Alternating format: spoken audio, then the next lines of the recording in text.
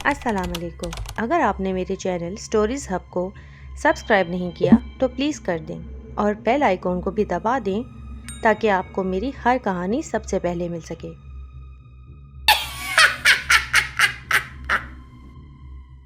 کئی زمانے پہلے ایک ملک پر ایک بادشاہ کی حکومت تھی۔ اس بادشاہ کا نام سکندر تھا۔ اس کے پاس بے حساب سونا تھا جس سے وہ شہروں کے شہر خرید سکتا تھا۔ وہ اپنے سونے کو جان سے بھی زیادہ چاہتا تھا۔ کسی کو بھی نہیں پتا تھا کہ اس کے پاس اتنا سونا کہاں سے آتا ہے۔ بادشاہ اپنا سارا سونا محل کے تہہ خانے میں رکھا کرتا تھا۔ وہ ہر روز وہاں جاتا اور سونے کی اشرفیاں اور سونے کی اینٹوں کو گنتا تھا۔ رانی بادشاہ کی اس حرکت کو دیکھتی اور اس کا مذاق اڑاتی تھی۔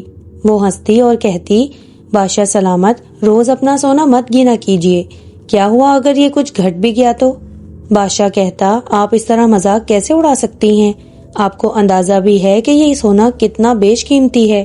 ذرا غور سے دیکھیے اس ہار کو جو آپ نے پہنا ہے، کیا یہ خوبصورت نہیں ہے؟ دیکھیے کتنا چمک رہا ہے یہ۔ رانی بولی، جی ہاں بادشاہ حضور، یہ واقعی بہت خوبصورت ہے، بھلے ہی یہ بیش قیمتی ہو مگر ہمارے لیے خوشیاں تو نہیں خرید سکتا نا۔ بادشاہ بولا کہ یہ میرے لیے خوشیوں کا باعث ہے، تم کبھی نہیں سمجھو گی، بھلا اس سے بھی خوبصورت کوئی چیز ہو سکتی ہے دنیا میں؟ رانی بادشاہ کی بات سے اتفاق نہیں کرتی تھی مگر وہ جانتی تھی کہ بادشاہ سے بحث کرنے کا کوئی فائدہ نہیں ہے۔ بادشاہ کی سونے کی چاہت دن بدن بڑھتی جا رہی تھی۔ اس کو سونے سے اتنی محبت تھی کہ اس نے اپنی بیٹی کا نام میری گولڈ رکھ دیا۔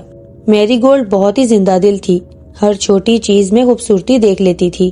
وہ ہمیشہ اپنے ابا سے کہتی، ابا جان یہ دیکھیے کتنے خوبصورت پھول ہیں، دیکھیے ابا حضور، شبنم کیسے گھاس پر چمک رہی ہے، بالکل ہیروں کی طرح۔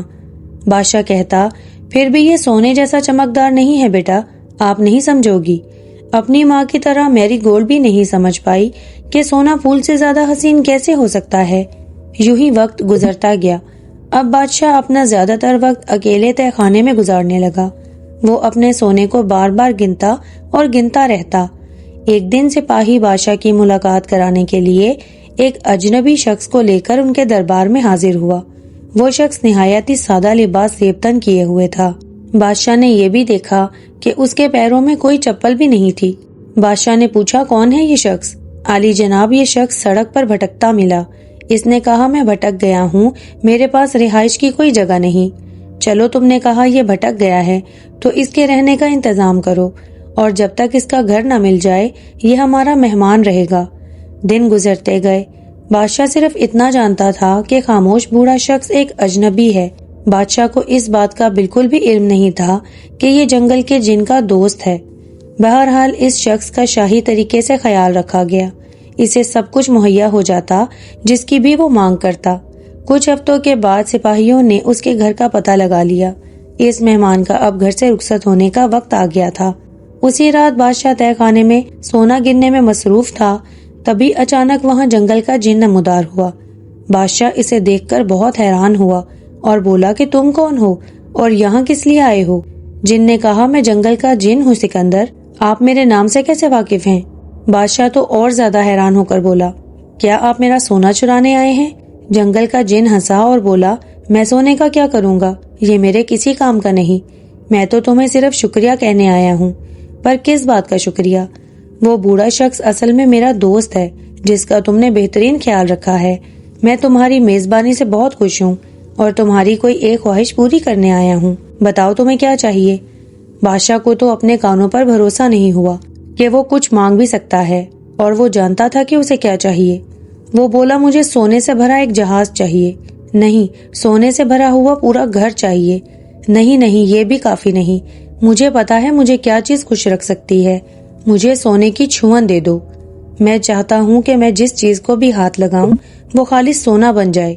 جن کہنے لگا، میں تمہاری خواہش پوری کرنے کا وعدہ کرتا ہوں، کل جیسے ہی سورج طلوع ہوگا جس چیز کو بھی تم ہاتھ لگاؤ گے وہ خالص سونے میں تبدیل ہو جائے گی۔ پر یاد رکھنا بادشاہ، تمہاری یہ خواہش تمہیں کبھی خوش نہیں رکھ پائے گی، سونا ساری خوشیاں نہیں خرید سکتا۔ بادشاہ ہنسا اور دل ہی دل میں بولا، اس جنگل کے جن کو سونے کی قیمت کیسے پتا چلے گی؟ اب میں ساری دنیا کا سب سے امیر اور خوشحال شخص بن جاؤں گا۔ بادشاہ خوشی کے مارے ساری رات سو نہیں پایا۔ وہ شدت سے صبح ہونے کا انتظار کر رہا تھا۔ صبح ہوئی، بادشاہ بہت بےتاب تھا یہ جاننے کے لیے کہ اس کے چھونے سے چیزیں سونے میں تبدیل ہوتی ہیں یا نہیں۔ اس نے اپنے بستر کو ہاتھ لگایا تو وہ سونے میں تبدیل ہو گیا۔ پھر بادشاہ ہر اس چیز کو چھونے لگا جہاں تک اس کا ہاتھ جا سکتا تھا۔ اب مجھے اپنا سونا چھپانے کی ضرورت ہی نہیں، بادشاہ بڑبڑاتے ہوئے بولا۔ چلو باہر چلتے ہیں، پوری جگہ کو سونے میں تبدیل کرتے ہیں۔ بادشاہ بڑبڑاتے ہوئے باہر نکل گیا اور وہ ہر چیز کو چھوتا جاتا اور ہر چیز سونے میں تبدیل ہوتی جاتی۔ پھر وہ باغ میں جا پہنچا اور ہر ایک درخت اور پودے کو چھو کر سونے کا بنا دیا۔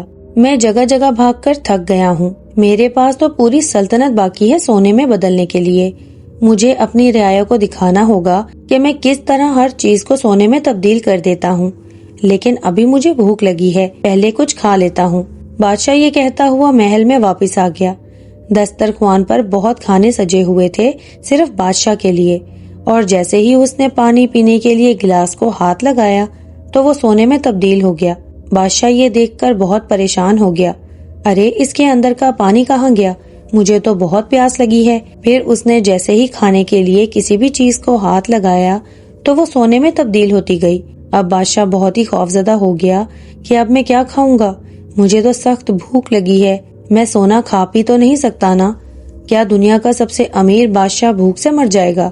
بادشاہ بہت غمگین ہو گیا اور وہاں رکھی ساری غذا کو دیکھتا رہا جو سونے کی بن چکی تھی اور اب اس کے کسی کام کی نہیں تھی۔ تبھی اس کی بیٹی باہر سے دوڑتی ہوئی اندر آئی اور اس سے پہلے کہ بادشاہ کچھ سوچ پاتا اس کی بیٹی دوڑتی ہوئی اس کے گلے لگ گئی، اور جیسے ہی بادشاہ نے اسے دور کرنے کے لیے ہاتھ لگایا تو وہ بھی سونے میں بدل گئی۔ نہیں میری گولڈ، میری بیٹی، یہ کہتے ہوئے بادشاہ زور زور سے رونے لگا۔ میری گولڈ اب ایک چمکدار خوبصورت سونے کے مجسمے میں تبدیل ہو چکی تھی جو بہت خوبصورت تھا مگر بے جان تھا، وہ ہل جل بھی نہیں سکتی تھی۔ بادشاہ یہ دیکھ کر بہت پریشان ہو گیا، اس کی عزیز بیٹی اس کے پاس ہو کر بھی اس کے ساتھ نہیں تھی۔ اوہ نہیں، میں نے یہ کیا کر دیا؟ میری گولڈ، مجھے اس طرح کی خوشی نہیں چاہیے۔ بادشاہ زاروں قطار رونے لگا۔ وہ شہر جانے کی طرف دوڑا تاکہ وہ جنگل کے جن سے مدد لے سکے۔ اس نے تہہ خانے میں پہنچ کر زور زور سے جن کو پکارنا شروع کر دیا۔ چند ہی لمحوں بعد وہاں جنگل کا جن نمودار ہوا اور بادشاہ سے مخاطب ہو کر بولا، کیا ہوا بادشاہ سلامت؟ تم تو نہایت ہی غمگین نظر آ رہے ہو، ابھی تو کچھ ہی وقت گزرا ہے تمہاری پہلی خواہش کو پورا ہوئے، کیا تمہاری کوئی دوسری خواہش بھی ہے؟ او خدایا، میں آپ کے سامنے معافی کی بھیک مانگتا ہوں، ایسی خوشی کس کام کی جو مجھے میری بیٹی سے بھی جدا کر دے؟ میں ان چیزوں کا کیا کروں جو خالص سونے کی بنی ہیں، میں انہیں کھا بھی نہیں سکتا۔ میں سونے کے پانی کا کیا کروں جو میری پیاس نہیں بجھا سکتا؟ میری اصل خوشی تو میری بیٹی ہے، پر اب وہ کچھ بول نہیں سکتی۔ ایسے خالص سونے کا کیا کروں جس نے میری بچی کی مسکان چھین لی؟ مہربانی کر کے میرا سارا سونا لے لیجئے اور میرا سب کچھ ویسے کا ویسے ہی واپس کر دیں، مجھے میری بیٹی لوٹا دیں۔ میں اب سمجھ گیا ہوں کہ سونا ہی ساری خوشیاں نہیں دے سکتا۔ جن بادشاہ کی بات سن کر بولا، اے بادشاہ، یہ لو جادوئی پانی، تم اپنے ان سکوں کو روز گنتے ہو نا؟ میں نے ان سکوں میں ایک ایسا سکہ رکھا ہے جس پر تم اس جادوئی پانی کے چند قطرے ڈالو گے تو وہ ایک نیلے پھول میں بدل جائے گا، اور اس پھول میں سے جادوئی ارک نکلے گا جس کو شہزادی پر ڈالتے ہی وہ اپنے اصلی روپ میں واپس آ جائے گی۔ جن کی بات سن کر بادشاہ پریشان ہو گیا اور پریشانی کے عالم میں کہنے لگا کہ اس ایک بوتل پانی سے میں وہ سکہ کیسے ڈھونڈوں گا؟ یہ پانی تو چند قطروں کے بعد ختم ہو جائے گا۔ تو جن کہنے لگا کہ اس بات کی فکر تم مت کرو، یہ جادوئی پانی ہے، جتنا تم اس کو استعمال کرو گے اتنا ہی یہ بڑھتا جائے گا۔ جب تک تم اپنے مقصد میں کامیاب نہیں ہو جاتے یہ پانی ختم نہیں ہوگا۔ اب اپنے کام پر لگ جاؤ، وقت بہت کم ہے، مگر اتنا بتا دوں کہ ایسا کرنے کی تمہیں ایک بھاری قیمت چکانی پڑے گی۔ بادشاہ نے حیرانی سے پوچھا، وہ کیا؟ جن بولا، جیسے ہی تم یہ پانی اپنے سکوں پر ڈالو گے وہ راکھ بن جائیں گے، یہ پانی بس اسی سکے پر کام کرے گا جو جادوئی ہے۔ اب سوچ لو، کیا تم یہ کام کرنا چاہتے ہو؟ کیونکہ کچھ پانے کے لیے کچھ کھونا پڑتا ہے اور ہر چیز کی کوئی قیمت ہوتی ہے۔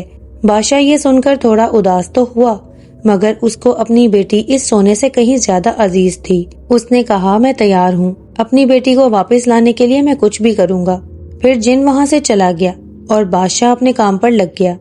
اس نے جن کے بتائے طریقے سے وہ پانی اپنے سکوں پر ڈالنا شروع کر دیا۔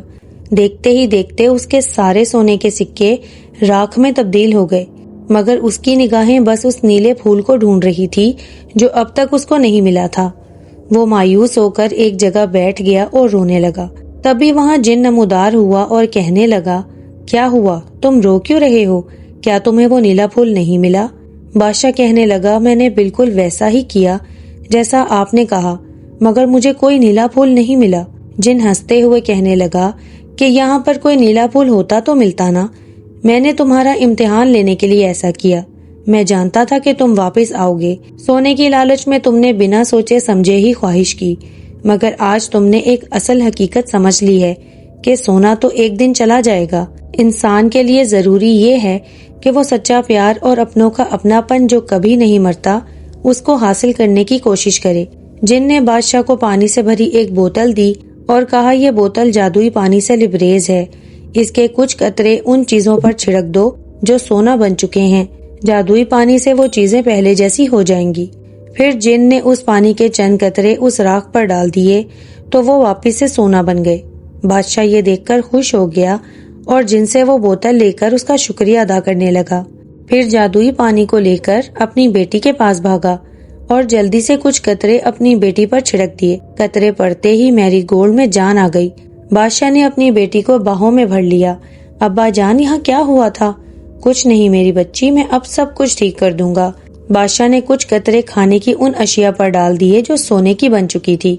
پھر وہ اپنی بیٹی کو لے کر باغ میں گیا اور اس جادوئی پانی کے قطرے درختوں اور پودوں پر ڈالنے لگا۔ بادشاہ نے پہلی بار قدرتی مناظر کو دل سے محسوس کیا۔ ساری چیزوں کو اپنی اصلی قدرتی شکل میں تبدیل کرنے کے بعد بادشاہ اپنی بیٹی اور بیوی کے ساتھ ناشتے کی میز پر رکھی وہ اشیاء کھانے لگا جو وہاں موجود تھی۔ اس سے پہلے بادشاہ کو ناشتہ اتنا لذیذ کبھی نہیں لگا تھا۔ پھر کھانا کھانے کے بعد بادشاہ نے بہت سارا پانی پی کر اپنی پیاس کو بجھایا جو کئی دنوں سے لگی ہوئی تھی۔ بادشاہ کی بیٹی اور اس کی بیوی دونوں اس نظارے کو دیکھ کر حیران ہو رہی تھیں۔ اب بادشاہ نے سونا گننا بند کر دیا تھا جو اس نے تہہ خانے میں محفوظ کر رکھا تھا۔ وہ اب اپنا وقت اپنی بیٹی اور بیوی کے ساتھ گزارنے لگا۔